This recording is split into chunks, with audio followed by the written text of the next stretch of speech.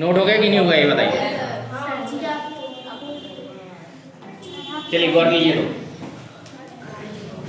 दिया है एक park A B C D के आकार का है जिसमें कोण सी बराबर 90 अंश, ए बी बराबर 9 मीटर, बी सी बराबर 12 मीटर, सी डी बराबर 5 मीटर, ए डी बराबर 8 मीटर। इस पार्क का कितना क्षेत्रफल है?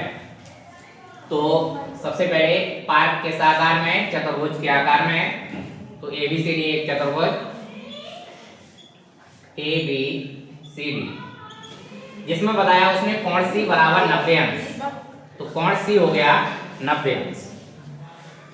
इसके बाद BC बराबर 12, BC भुजा है 12 मीटर, CD बराबर 5 मीटर, CD भुजा 5 मीटर।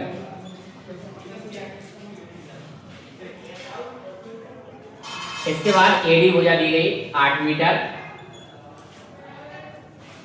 AB BC CD और एक भुजा AB है 9 मीटर। ये चारों भुजा है। इस पार्क का क्षेत्रफल निकालना है। क्षेत्रफल निकालने के लिए सबसे पहले इसमें कौन सा विकर्ण खींचना होगा? BD विकर्ण। ये हो गया BD विकर्ण। ठीक, BD विकर्ण खींच लिया। तो यहाँ पर देखिए ये त्रिभुज अलग बन गए, ये त्रिभुज अलग बन गए, दो त्रिभुज बन गए। दोनों त्रिभुजों का अलग अलग क्षेत्रफल निकाल लीजिए। जब दोनों का क्षेत्रफल निकल आएगा फिर क्या करना है? दोनों का क्षेत्रफल जोड़ देंगे तो पूरे चतुर्भुज का क्षेत्रफल आ जाएगा। तो पहले हमें यदि इस त्रिभुज का क्षेत्रफल निकालना है तो इस त्रिभुज की दो भुजाएं पता है, तीसरी भुजा और पता करनी पड़ेगी। तीसरी भुजा पता चल जाएगी तो हम कौन से फॉर्मूले से त्रिभुज का क्षेत्रफल निकाल लेंगे? कौन सा फॉर्मूला यूज करोगे? हीरोन का सूत्र। ठीक, उससे इस त्रिभुज का क्षेत्रफल आ जाएगा। ये समकोण त्रिभुज है। समकोण त्रिभुज में कौन सी प्रमेय लगाएंगे जिससे तीसरी भुजा निकल आए? पाइथागोरस प्रमेय। त्रिभुज BCD में त्रिभुज जो BCD दिया हुआ है, इस त्रिभुज में पाइथागोरस प्रमेय प्रयोग कर रहे हैं। क्या होती है? कर्ण स्क्वायर इक्वल लंब स्क्वायर प्लस आधार स्क्वायर। कर्ण कितना हो जाएगा इसमें? BD। 90 अंश के सामने जो भुजा होती है वो क्या कहलाती? कर्ण। बाकी एक लंब और एक आधार। तो लंब मान लिया इसमें 12 और आधार हो गया 5। BD स्क्वायर इक्वल 12 का वर्ग कितना? 144, 5 का वर्ग 25, कितना हो गई? 169 BD स्क्वायर। तो BD बराबर 13 मीटर। BD भुजा यानी कि विकर्ण भुजा आ गई। अब हम निकालेंगे त्रिभुज BCD का क्षेत्रफल।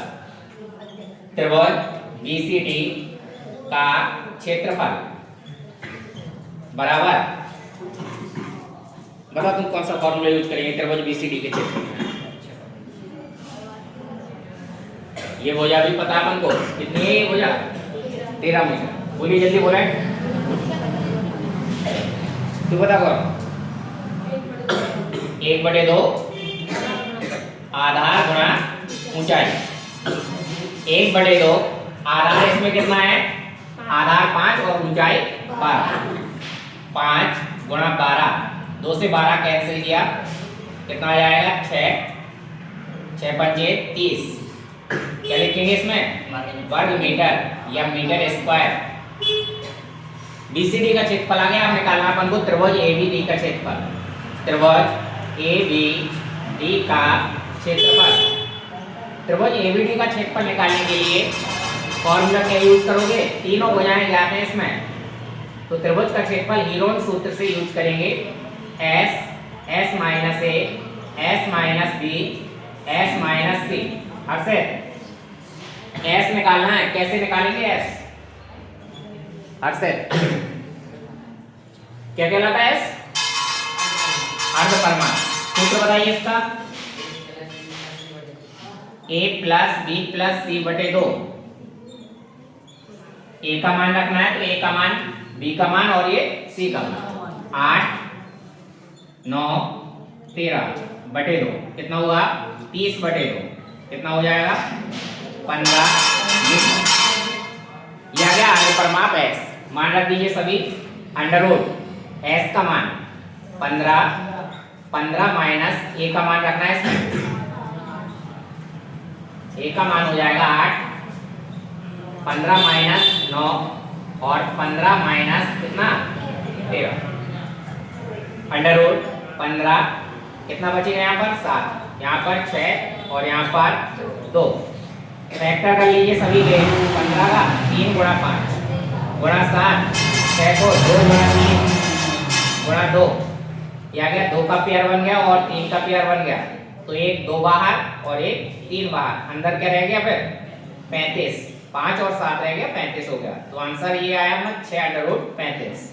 दोनों त्रिभुज के क्षेत्रफल निकाला है। अब निकालना अपन को चतुर्भुज का क्षेत्रफल। लिखेंगे चतुर्भुज, कौन सा चतुर्भुज है अपना ABCD।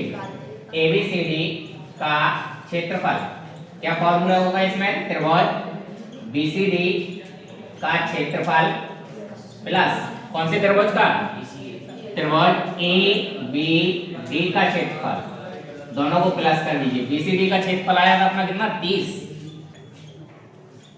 और त्रिभुज ABD का क्षेत्रफल अभी निकाला है कितना 6 अंडर रूट 35।